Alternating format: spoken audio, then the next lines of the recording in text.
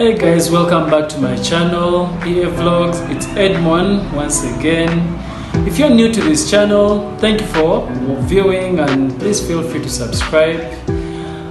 Today I want us to look at something new.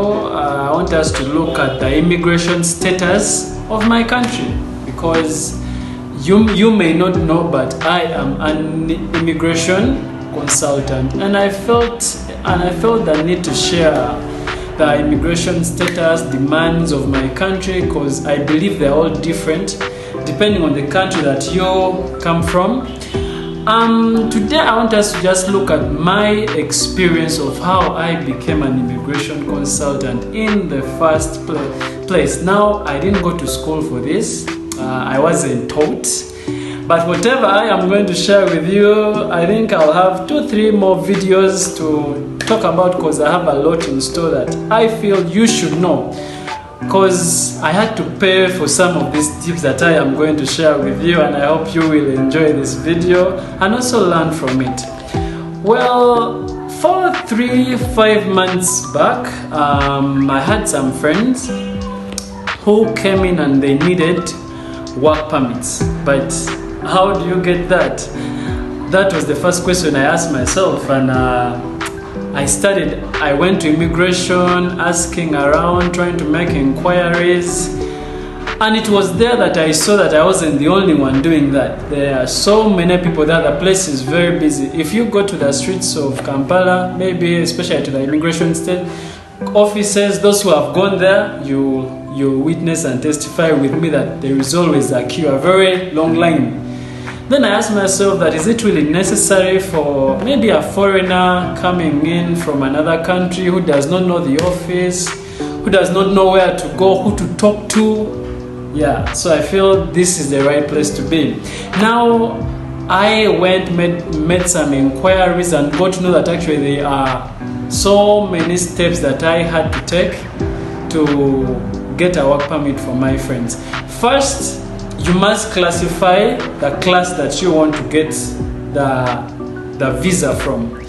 Mine was class G1, that is the missionaries stroke, I think the missionaries, an NGO that is class G1. And I'm going to make a more detailed video trying to say how much 6 months course, 12, 24, 36, how much it costs for you to pay for your work permit to get one. Then we shall also look at the dependent pass bit of it. But I just want to share with you my personal experience. When I went to immigration, I was misinformed and charged for the misinformation. Now, if you are an NGO wanting to get work permits for your employees, foreign employees, to work in your NGO here in Uganda, this is the right place to go. First of all, there are almost 7 requirements that you will need per immigration department or the immigration offices. But there is one in particular which is the biggest and confusing if you do not know.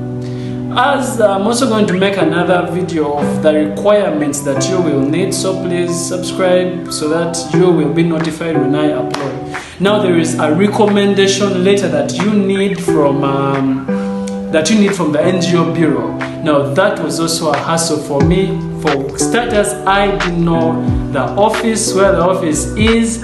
I didn't know what they needed from me, and when I got the document of the list of requirements, there were more than 10. Yeah, so I'm going to go through one. I'm going to make another video showing you what some of those requirements are that you will need.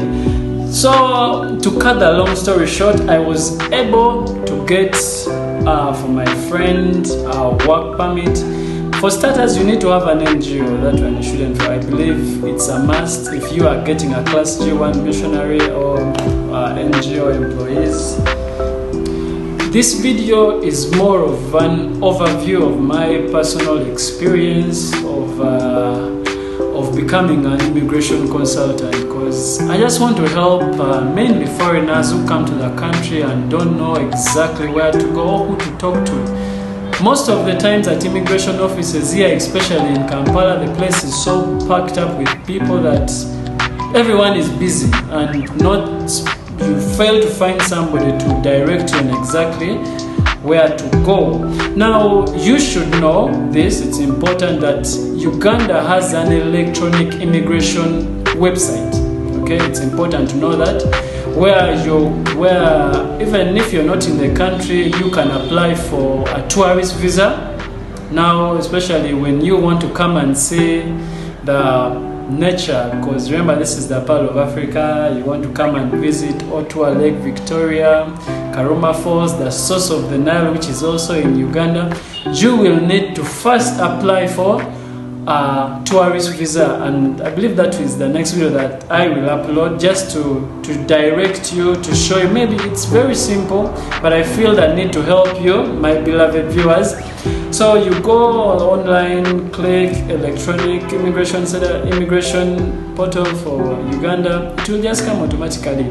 Yeah, so that is one of the first steps. And one thing that you should always have in mind is that the information that you have on your passport should correspond to each and every detail that you put on the application. Because if even your name is misspelled, even just one letter can change you into another person, and you will be rejected here in Uganda.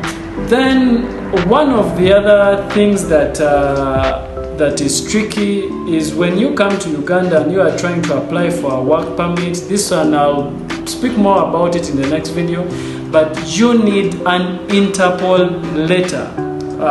You apply for it also. Now, that was also one of the hassles that I had to go through. I didn't know where the offices were, me the national. Now I can imagine you, the foreigner, coming into Uganda and trying to look for the Interpol offices here in Uganda. It's always a hassle. So that is what I am trying to tell you, that if you need help with any of this, feel free to contact me, because I have done it, I think, like 4 times, worked on dependent passes and all that, extending visa. Now this one is common, okay, extending visa.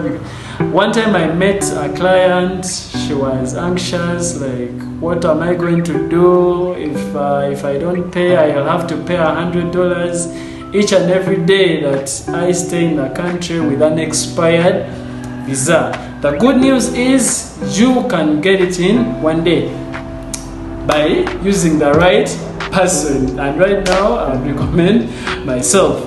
Okay, if you've stayed this far, thank you so much. So don't forget to like, share, subscribe. I'm going to put my contacts, okay, my email and maybe phone number, in case you're there watching this video and you feel you need help. I'm here for you. I'm in Kampala currently. God bless.